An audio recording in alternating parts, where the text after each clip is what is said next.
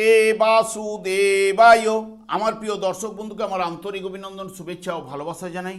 আমি আশা করি অনাদির আদি গোবিন্দের অশেষ করুণায় আপনারা সকলেই কুশল আছেন। আজ আপনাদের কাছে যে গুরুত্বপূর্ণ বিষয়টি নিয়ে আলোচনা করতে চলেছি, মঙ্গলের প্রবেশ মিথুন রাশিতে 2 অগাস্ট রাত্রি 11টায় এবং 8ই সেপ্টেম্বর পর্যন্ত মঙ্গল মিথুন রাশিতে অবস্থান করবে। 3টি নক্ষত্রের মাধ্যমে মিথুন রাশিটি অতিক্রান্ত করবে। তাই কুম্ভ রাশি বা কুম্ভ লগ্নের জাতক জাতিকারা আপনারা কেমন ফল পেতে চলেছেন তা আমি আচার্য কমল শাস্ত্রী আপনাদের কাছে এই ভিডিওতে বিস্তারিতভাবে আলোচনা করব। ধৈর্য সহকারে আপনারা ভিডিওটি দেখবেন।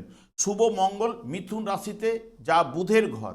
বুধ হচ্ছে এমনিতে বিদ্যা, বুদ্ধি ও যোগাযোগের কারক।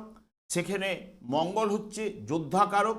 এই দুই শক্তির মহামিলনে দ্রুত সিদ্ধান্ত নেওয়া, সাহস, আগ্রহ, রোগ প্রতিরোধ করার ক্ষমতা, প্রখর বুদ্ধি, আত্মবিশ্বাস, বীরত্ব, যুক্তিতর্ক ইত্যাদি ইত্যাদি নির্দেশ করে। অশুভ মঙ্গল মানসিক অস্থিরতা, কলহ, বিবাদ, অপারেশন, অ্যাক্সিডেন্ট, মতান্তর, ভুল বুঝাবুঝি ইত্যাদি ইত্যাদি নির্দেশ করে। মঙ্গল যখন নিজের নক্ষত্রে মৃগশিরা নক্ষত্রে প্রবেশ করবে 2 অগাস্ট থেকে 12ই অগাস্ট পর্যন্ত, যা নিজের নক্ষত্রে মিথুন রাশিটি হচ্ছে বায়ু এবং দ্ব্যর্থক রাশি হওয়ার কারণে চঞ্চল স্বভাবযুক্ত, সকলের সাথে মিশতে পারবেন, তবে দ্বিধা দ্বন্দ্ব সংশয় কিন্তু দেখা যাবে এবং অনেক সময় হঠকারিতার জন্য ভুল করে ফেলবেন। ভাই বোন আত্মীয় পরিজনের সঙ্গে একটা সুসম্পর্ক কিন্তু বজায় থাকবে। এই মঙ্গল যখন আদ্রা নক্ষত্রে প্রবেশ করবে, আদ্রা নক্ষত্রটি হচ্ছে রাহুর নক্ষত্র, 13ই অগস্ট থেকে ঠিক 2 সেপ্টেম্বর পর্যন্ত, যা বায়ু এবং দ্ব্যর্থক রাশিতে অবস্থান করার জন্য পরিবর্তনশীলতা ও চঞ্চলতার জন্য ভুলের মাত্রা কিন্তু আপনার বৃদ্ধি পেতে পারে। চাওয়া পাওয়ার আকাঙ্ক্ষাও কিন্তু বৃদ্ধি ঘটবে। খেলাধুলায় প্রচণ্ড উন্মত্ততা দেখা যাবে। হাতের কাজে অনুরাগও কিন্তু থাকবে।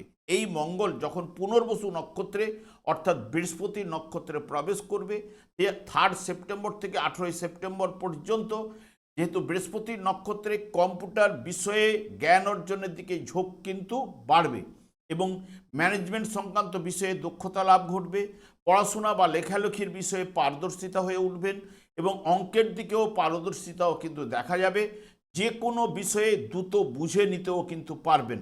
বর্তমানে দেখুন, যেহেতু কুম্ভ রাশি বা কুম্ভ লগ্নের জাতক জাতিকাদের ঠিক 5ম ভাবে মঙ্গলের অবস্থান, সেই মঙ্গল আপনাদের ক্ষেত্রে কুম্ভ রাশির ক্ষেত্রে 3য় ভাবের অধিপতি গ্রহ এবং তার সঙ্গে সঙ্গে কর্মভাবের অধিপতি গ্রহ এবং দৃষ্টি দেবে 8ম ভাবের উপর দৃষ্টি দেবে এবং আপনাদের ঠিক একাদশ এবং দ্বাদশ ভাবের উপর মঙ্গলের দৃষ্টি থাকবে, যেটি 5ম ভাব।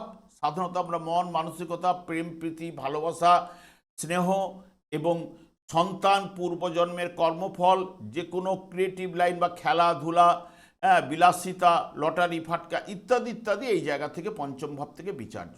কুম্ভ রাশির জাতক জাতিকাদের ক্ষেত্রে যখনই মঙ্গল নিজের নক্ষত্রে দ্রুত সিদ্ধান্ত নেওয়ার ক্ষমতা, তবে তাড়াহুড়ো এড়ানো কিন্তু উচিত। সিদ্ধান্ত আপনার দ্রুত হবে, যে কোনো বিষয়ে তাড়াহুড়োটা আপনাকে একটু কমাতে হবে বা এড়িয়ে চলা উচিত। প্রযুক্তিবিদ্যা বা বিজ্ঞান বা প্রতিযোগিতামূলক শিক্ষায় আপনাদের দারুণ সাফল্য কিন্তু এই জায়গায় নিয়ে আসবে।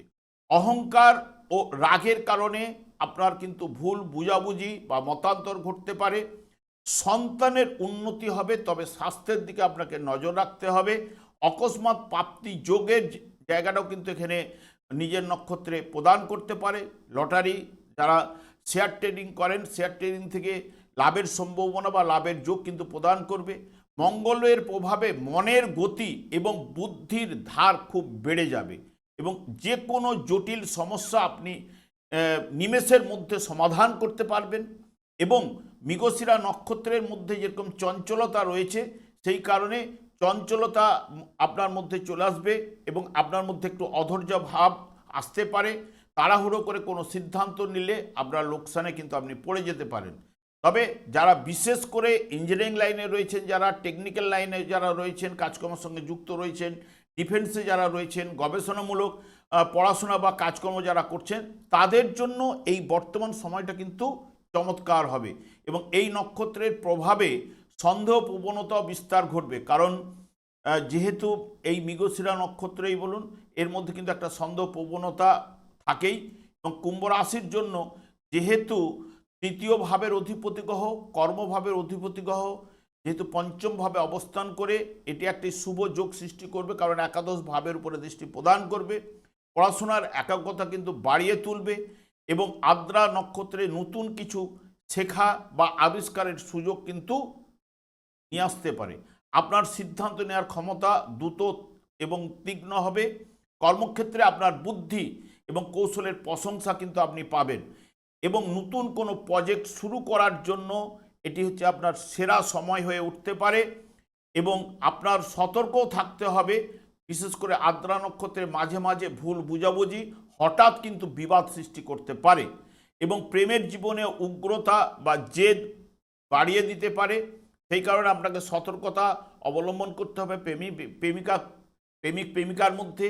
স্বাস্থ্য বিষয়ে পেটের সমস্যা, অ্যাসিডিটি ভাব, পিত্তজনিত সমস্যা কিন্তু আপনার দেখা দিতে পারে। তবে পুনর্বসু নক্ষত্রে চাকরিজীবীদের বা ব্যবসায়ীদের জন্য এই সময়টি নতুন পরিকল্পনা শুরু করার জন্য খুব চমৎকার। আপনার সাহসিকতা ক্ষমতা বৃদ্ধি পাবে এবং আপনার সঠিক সিদ্ধান্ত নিতে সাহায্য করবে।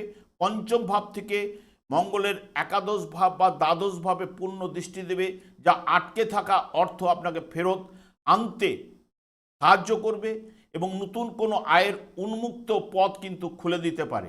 প্রেমের ক্ষেত্রে সঙ্গীর প্রতি সামান্য আধিপত্য বিস্তার ঘটাতে পারে বা প্রবণতা দেখা দিতে পারে।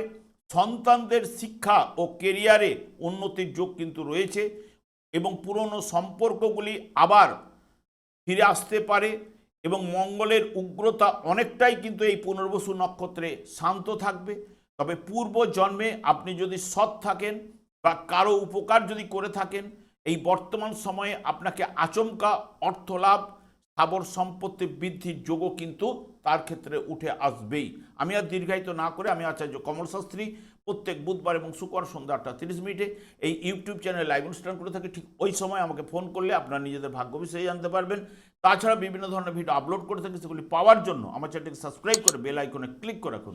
যখন আমি লাইভ অনুষ্ঠান বা যে কোনো ভিডিও আপলোড করলে আপনাদের নোটিফিকেশন পৌঁছে যাবে। আমি অনাদি গোবিন্দকে প্রার্থনা করি আপনারা ভালো থাকুন, সুস্থ থাকুন, আনন্দে থাকুন। আজ এই পর্যন্ত, পরে ভিডিও দেখা হচ্ছে। নমস্কার।